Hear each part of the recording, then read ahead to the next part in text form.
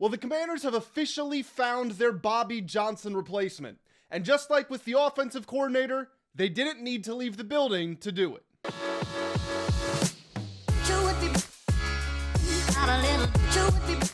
What's going on, everybody? Welcome back to the Full Command Show. My name is Grant Mitchell, and the Commanders have announced their new offensive line coach. Once again, he is coming from within, being promoted from the assistant offensive line coach to head OL coach. That man is Darnell Stapleton, and this video is all about him, how this hire happened, what it means, and why it's so confusing to me, and also why I think the team is threading a very thin needle. That is the best case scenario, but also a very dangerous one at that. So gather around, everybody. We're going to jump into that and a whole lot more in this video. But before we do, as always, make sure that you do hit the like and the hype buttons if you are enjoying the content. Subscribe if you're new around here. Back with the second video today. We are in a frenzied news period, and I'm making sure that you guys stay on top of all of it with the latest information that we have available. As we go through this, make sure you throw all of your thoughts down in the comment section below. And without further ado, let's get into it. So the headline of this video is the Commanders have promoted assistant offensive line coach Darnell Stapleton to the head offensive line coach. Quality control coach Shane Toub, T-O-U-B, as I'm going to guess we pronounce that Toub, becomes the assistant offensive line coach, filling the spot that Darnell Stapleton just vacated. So I will start off by saying there is some really cool video footage of Stapleton breaking down drills and techniques and blocking schemes and things like that on Coach Toub, which is behind a paywall. You have to pay $20 if you want to watch it. So if you're a football nerd, you really want to learn about this guy, go ahead and check that out. I'm not showing any of that footage in this video. Just wanted to put it out there as an educational source for anybody who is interested. So I'm going to start with a couple of comments from the Commanders inside reporters, and then we will jump into Darnell Stapleton's background. We're actually going to talk about some quotes from an interview he gave more than a decade ago and just kind of jump through everything that I was able to dig up, because I'm going to be honest, an assistant offensive line coach who's only been in the NFL for 2 years, there's not exactly a ton of data about him that's available, but I did my best to find it. So we'll start with JP Finley, the one and only. Everybody loves JP. He says, after the departure of Bobby Johnson, the Commanders are keeping their OL coaches in-house with promotions. It's a young staff, but sources say there's a strong alignment on offense and relationships with new OC David Blough. I'm going to read that part again because we're going to emphasize it right here. We're going to put it on the back burner, and then we're going to circle back to it and talk about the big picture of it. There's a strong alignment on offense and relationships with new OC David Blough. Just keep that tucked away. According to Nikki Jabvala of The Athletic, Stapleton was well liked by the players and was heavily involved in pass protection with scheming and game planning. He has a relationship with Blough, which should be good for a first-time OC. Looking at some of the numbers, the Commanders were 13th in pressure rate, despite having changes on the offensive line. We know that towards the end of the year, there were injuries. We know that Allegretti and Coleman were starting the year, and then Allegretti was benched, and Coleman was inactive, and in comes Chris Paul and Andrew Wiley, and then Coleman's playing left tackle at the end of the year because of Laramie Tunsil. Still, they put up solid numbers. 13th in pressure rate, 6th in time to pressure, according to NFL Pro. Now, 13th in pressure rate isn't outstanding, but again, despite those injuries, you can understand it. And then 6th in time to pressure. That means the quarterbacks were given time, and when pressure arrived, it took a while to get there. We also saw Bill Krosky-Merritt, a 7th rounder, break out, have a great rookie campaign. A lot of people like Chris Rodriguez Jr. The offensive line was quietly one of the best units on the team. And I know that there's a lot of people in Commanders land that don't want to acknowledge that for whatever reason. There seems to be an ongoing war where you have to be enamored by Josh Connerly, or you have to hate him. You have to love Laramie Tunsil, or you have to hate the trade for him. There's not just a general of acceptance of the offensive line was better than average and could be a lot better. I don't know why, but I would say, really, with Jaden out, offensive line might have been the best unit on the team. Aside from special teams and field goal kicking notwithstanding, as far as kick coverage and punt coverage, I don't know that there was a better unit than the offensive line. If I'm wrong, make sure to throw it down in the comment section below. But let's get into Darnell Stapleton's background. So who is this man?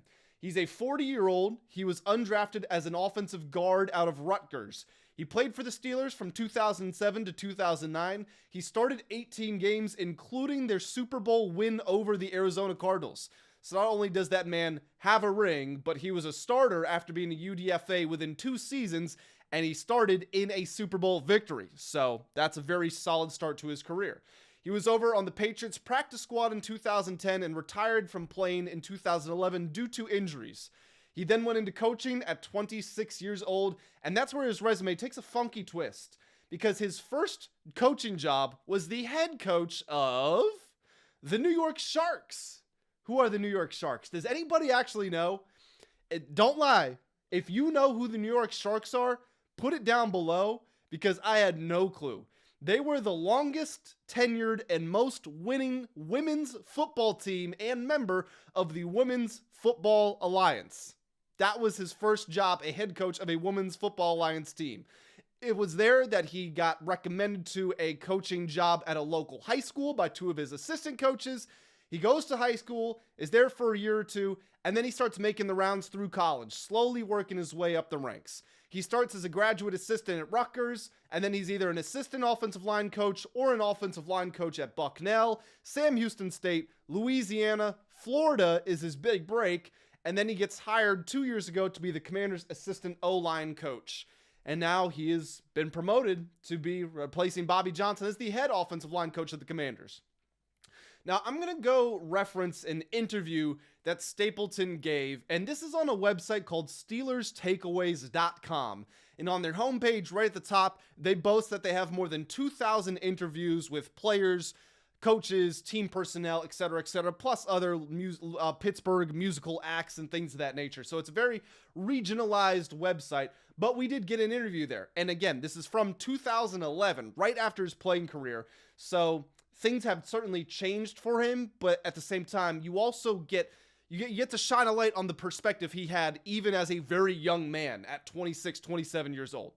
So a couple of quotes here that I pulled out. There were like 7 or 8 different interview questions. Most of them didn't really have anything to do with this video or it was nothing informative, but I picked out a couple of quotes that I thought did shed some light on who he is. So the first one, he says, quote, "Ever since I started playing football, I knew I wanted and had the drive to play professionally as well as someday to coach professionally." That's big for him to say at 26, 27. And then the other quote is, "I learned a lot from the Steelers organization and coaching staff, mainly what it took to win week to week, which was consistency, to get players above their talent level on a consistent basis. I also learned that a coaching staff is a team within the team. Seeing Coach Tomlin and the rest of the staff compile their knowledge together week after week to put us players in the best position to win."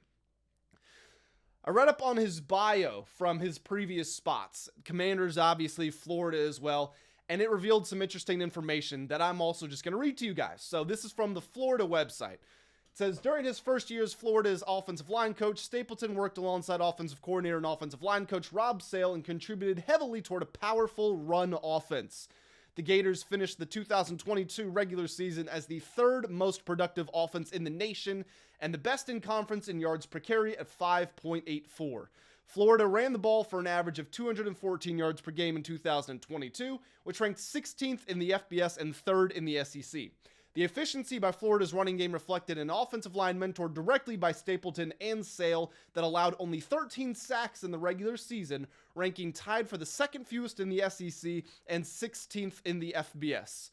O'Cyrus Torrence, now of the Buffalo Bills, also became the first Florida guard to be named a consensus All-American, and I believe he ended up being a 1st-round pick. Why don't I check that? O'Cyrus Torrence draft position. I should have written this down beforehand. He was drafted in the 2nd round, not the 1st round, but still a very early pick on day 2. Now, it is worth noting that Florida's offensive line did get significantly worse in 2023 after that great first year at Florida.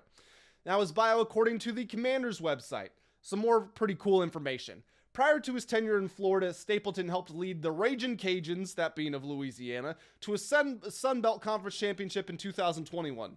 The unit was responsible for 31 rushing touchdowns and 2,496 rushing yards, ranking 14th and 24th in the nation.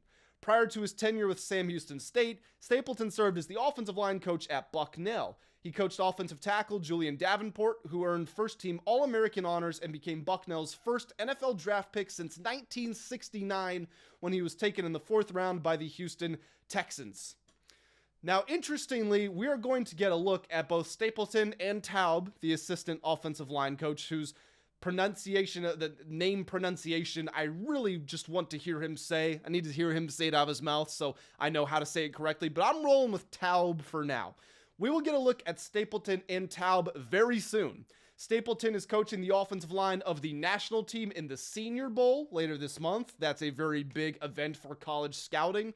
Meanwhile, Toub will be the offensive line coach for Team West in the East-West Shrine Bowl, which is also a big deal. That's the game where Bill Krosky-Merritt really broke out. He was named offensive MVP. He had, I'm trying to dig deep here, 10 carries for 92 yards and 2 touchdowns, I want to say. I think that was his stat line. But anyway, the East-West Shrine Bowl is coming up at the end of the month. So we will see both of these guys coaching offensive lines very soon at important events for the draft. Now let me give you my thoughts here as we transition away from the facts and everything that we know and talk about how I'm feeling about this.